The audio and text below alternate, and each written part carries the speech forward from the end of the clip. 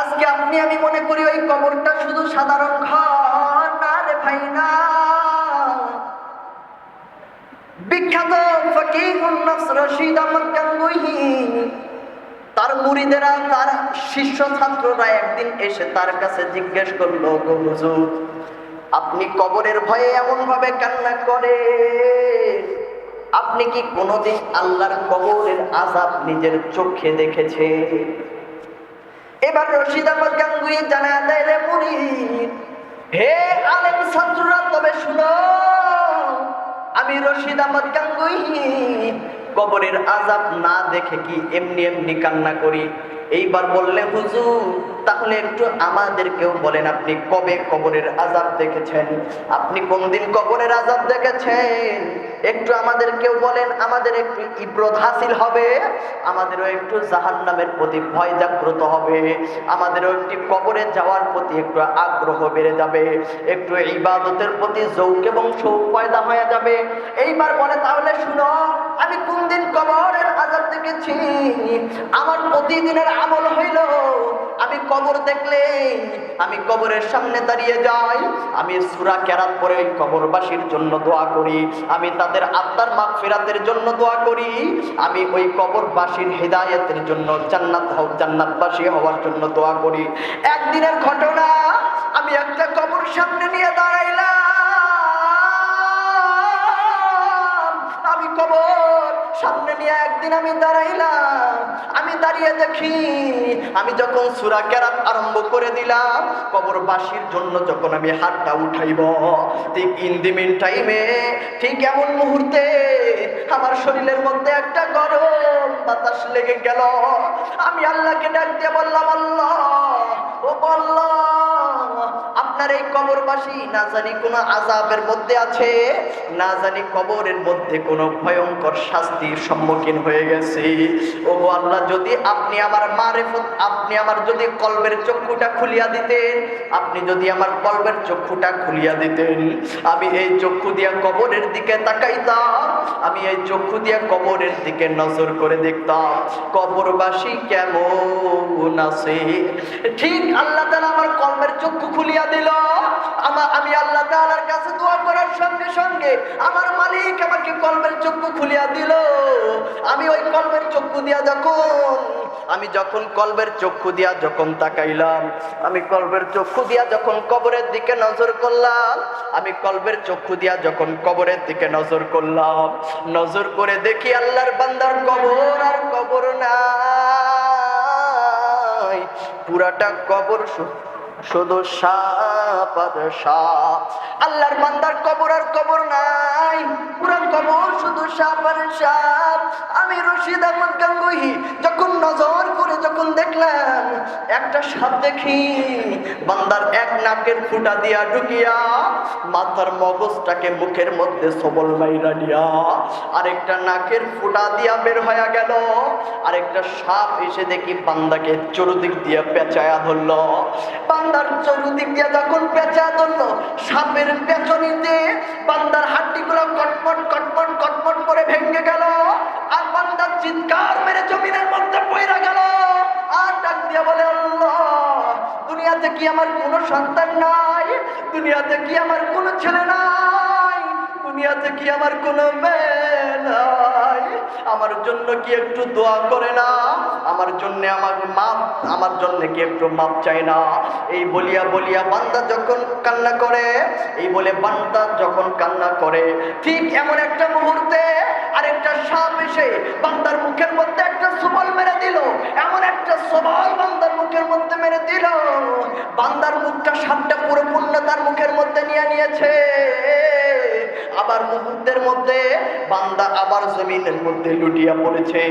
এই জন্য বলি বাবা, কবর বড় ভয়ঙ্কর। কবরে যাওয়ার জন্য আগে নিজের আমলটা ঠিক করে নিতে হবে। ওই কবরের মধ্যে কোনো সাথী নাই, ওই কবরের মধ্যে কোনো বাতি নাই। এ মুসলমান, আজকে ঘরের মধ্যে লাইট বন্ধ করে দিলে তুমি থাকতে পারো না, আজকে দুনিয়ার গরম তুমি সহ্য করতে পারো না, ওই কবরের মধ্যে কেমনে থাকবা? ওই কবরের গরম তুমি কেমনে সহ্য করবা? ওই কবরের মধ্যে কোনো সাথী নাই। এই জন্য তো বলি বাবা, আল্লাহ এবং আল্লাহর রাসূল ছাড়া কেউ তোমার আপন নয়।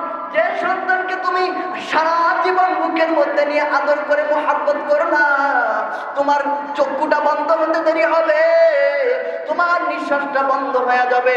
ওই সন্তানটা বলবে তাড়াতাড়ি আমার বাবাকে দূর করে দাও।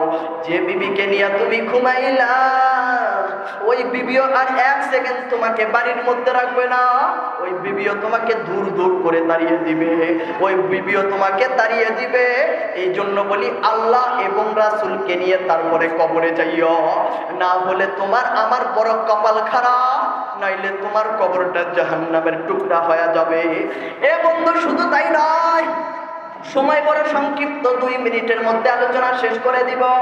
এইটা হলো কবরের হালত। যখন এই বান্দাদেরকে ময়দানে মাহশরের মধ্যে দাঁড়ান করা দেওয়া হবে, যখন আল্লাহ তাআলা এই বান্দাদেরকে ময়দানে মাহশরের মধ্যে দাঁড় করা দিবে, ওই সূর্যটা এত উপরে, তারপরেও সূর্যের তাপ তুমি আমি সহ্য করতে পারি না। আল্লাহ তাআলা বলবে সূর্য আজকে এত উপরে থাকার দরকার নাই, আজকে এত উপরে তোমার থাকার দরকার নাই। ওই সূর্যটা তোমার আমার মুঠো হাত উপরে চলে আসবে, সূর্যটা 12টা মুখ দিয়া দিয়া দিয়া দিয়া তোমাকে আমাকে তাপ দিতে থাকবে। গুনাহগার যারা হবে তাদের মাথার মগজগুলো ভাতের মারের মতো টকবক টকবক করতে থাকবে। বান্দারা চিৎকার মেরে মেরে মেরে কান্না করবে। এ বন্ধু কেউ সেই দিন তোমার আপন নয়। সেই দিন একটা নেকির জন্য বিবির কাছে যাবা, তো বিবি তোমাদেরকে তাড়ায়া দিবে। একটা নেকির জন্য সন্তানের কাছে যাবা, তো সন্তানও তোমাদেরকে তাড়ায়া দিবে। ওই দিন বড় ভয়ঙ্কর, ওই দিন কেউ তোমার আমার আপন নয়। আল্লাহ তাআলার রাসূল বলে জাহান্নাম শব্দ করে তোমার আমার দিকে ধেয়ে ধেয়ে আসবে। ডান দিক দিয়ে আগুন দৌড়ে আসবে, বাম দিক দিয়ে আগুন দৌড়ে আসবে, সামনে দিক দিয়ে আগুন দৌড়ে আসবে। ওই দিন একটা কান্নার রোল পড়ে যাবে, কান্নার রোল পড়ে যাবে। গুনাহগাররা চিৎকার মেরে মেরে মেরে মেরে কান্না করবে। আল্লাহ তাআলা বলবেন ইকরা কিতাবাক। সেই দিন মিজানে আপনার আমার নেক এবং বদ কাজগুলো আমল করা হবে। তোমার আমার যদি নেক কাজ ভালো হয়, তোমার আমার যদি নেকের পাল্লা ভারী হয়, তাইলে তো কপাল ভালো, তোমার আমার জান্নাতের ফয়সালা হয়ে যাবে। আর যদি তোমার আমার বদের পাল্লাটা ভারী হয়ে যায়, তোমার আমার যদি ওই বদ কাজের পাল্লাটা ভারী হয়ে যায়, আল্লাহ তাআলা বলবে হে ফেরেশতারা ওই নাফরমানকে ধর, উপর করে জাহান্নামের মধ্যে নিক্ষেপ কর। আমার হায়াত দিয়েছি, আমি রিজিক দিয়েছি, আমি তার সুস্থতা দিয়েছি, সব কিছু আমি দিয়েছি, তবুও এই বান্দা আমার নাফরমানি করেছে, তবুও এই বান্দা আমার নাফরমানি করেছে, তবুও এই বান্দা আমি আল্লাহর ইবাদত করে নাই। যারা নামাজ পড়েছে তাদেরকে দেখতে পারে নাই, যারা টুপি পরে পরে ঘুরেছে তাদেরকে মৌলবাদী বলে গালি দিয়েছে, যারা দ্বীনের কথা বলেছে তাদেরকে সঙ্গী বলে গালি দিয়েছে। আজকে ওদেরকে ধর, উপর করে জাহান্নামের মধ্যে ফেলে দে। এ বন্ধু, যারা গুনাহগার, যারা বেনামাজি, যারা নাফরমান, তাদের আমলনামাগুলা বাম হাতে দেওয়া হবে।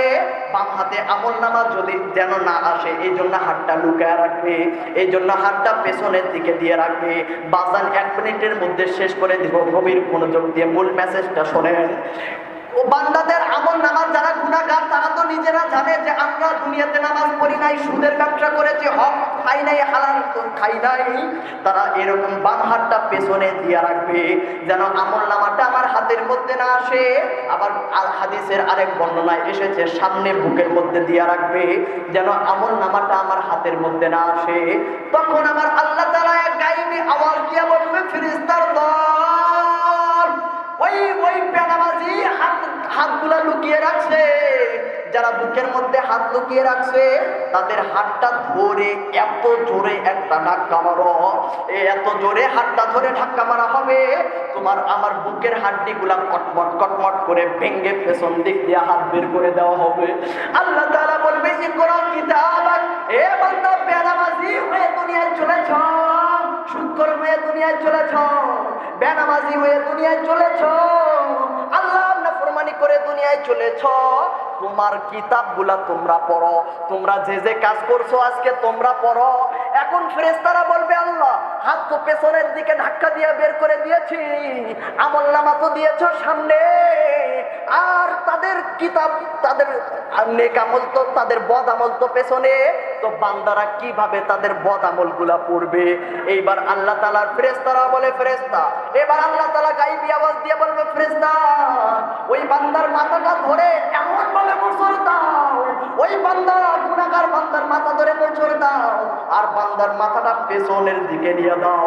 আজকে বান্দারা বড় বুঝুক আমি আল্লাহ কত ভয়ঙ্কর, এই জন্য বলি বাবা বেনামাজি হয়ে কবরে যাওয়া যাবে না, এই জন্য বলি বাবা গুনাহগার হয়ে কবরে যাওয়া যাবে না, এই জন্য বলি বাবা বেনামাজি আল্লাহ তাআলা নাফরমান হয়ে কবরে যাওয়া যাবে না।